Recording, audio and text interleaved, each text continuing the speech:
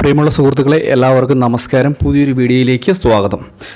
അപ്പോൾ ഈ ഒരു 2024 സാമ്പത്തിക വർഷം അവസാനിക്കുകയാണ്. ഇന്നുകൊണ്ട് സാമ്പത്തിക വർഷം അവസാനിക്കുകയാണ്. നാളെ 2025 ഏപ്രിൽ മാസം 1 അതായത് പുതിയ സാമ്പത്തിക വർഷം ആരംഭമാണ്.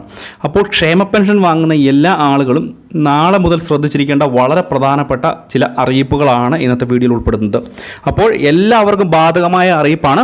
അപ്പോൾ ക്ഷേമ പെൻഷൻ വാങ്ങുന്ന എല്ലാ ആളുകളും വീഡിയോ പരമാവധി മറ്റുള്ള ആളുകളിലേക്ക് എത്തിക്കുക, ഷെയർ ചെയ്യുക. ചാനൽ ആദ്യമായിട്ട് കാണുന്നവർ തീർച്ചയായിട്ടും ചാനലൊന്ന് സബ്സ്ക്രൈബ് ചെയ്യുക. ഫേസ്ബുക്ക് വഴി ഈ ഒരു വീഡിയോ കാണുന്നവർ ഫേസ്ബുക്ക് പേജ് കൂടി ഫോളോ ചെയ്ത് വെക്കുക.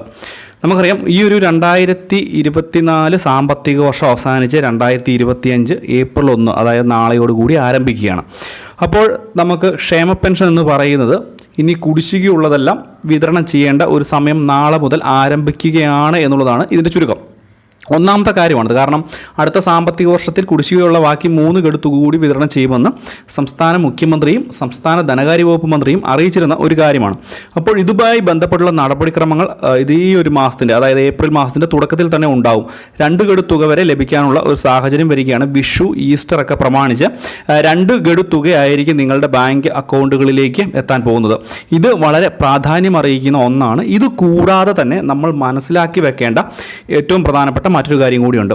2025 സാമ്പത്തിക വർഷം അതായത് ഏപ്രിൽ മാസം ആരംഭിക്കുമ്പോൾ തന്നെ ഏറ്റവും പ്രധാനപ്പെട്ട പരിശോധനകളൊക്കെ വരികയാണ്. വീട്ടിൽ എത്തി നിങ്ങളുടെ ഭൗതിക സാഹചര്യം വിലയിരുത്തുവാനുള്ള നടപടികളും അതുപോലെ തന്നെ വാർഡ് തലത്തിലുള്ള സോഷ്യൽ ഓഡിറ്റിങ്, അതായത് നിങ്ങൾ ഈ ഒരു പെൻഷൻ, ക്ഷേമ പെൻഷൻ ലഭിക്കുന്നതിന് അർഹതയുള്ള ആളുകളാണോ എന്ന് വിലയിരുത്തുന്നതിന് വേണ്ടിയുള്ള നടപടിക്രമങ്ങളും അതിൻ്റെ ഓഡിറ്റിങ്ങും ഒക്കെയാണ് നടക്കുന്നത്. വാർഡ് തലത്തിൽ മെമ്പർമാരൊക്കെ ഉൾപ്പെടുത്തിക്കൊണ്ടായിരിക്കാം ഒരുപക്ഷെ ഈ ഒരു ഓഡിറ്റിംഗ് നടക്കുക.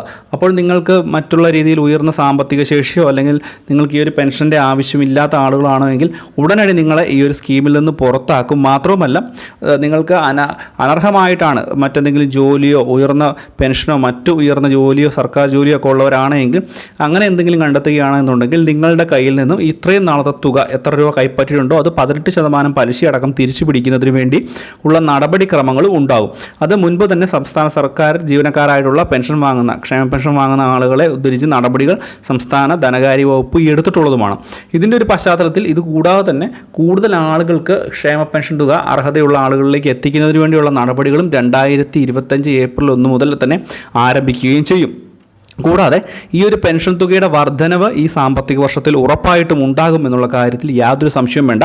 കുറഞ്ഞ പക്ഷം 200 രൂപയുടെ വർധനവ് നമുക്ക് ഈ ഒരു സാമ്പത്തിക വർഷം ഉണ്ടാകും എന്നാണ് നമുക്ക് ഇപ്പോൾ ലഭിക്കുന്ന വിവരം. എന്തുതന്നെയായാലും ക്ഷേമ പെൻഷൻ വാങ്ങുന്ന എല്ലാ ആളുകളും അറിഞ്ഞിരിക്കേണ്ട 3 പ്രധാന അറിയിപ്പുകളാണ് നാളെ മുതൽ ബാധകമാകുകയാണ്. ഏപ്രിൽ 1 മുതലാണ് ഇത് ബാധകമാകുന്നത് എന്നുള്ള കാര്യം പ്രത്യേകം ശ്രദ്ധിക്കുക. കർശനമായിട്ടുള്ള നടപടികളൊക്കെ വന്നുകൊണ്ടിരിക്കുകയാണ്.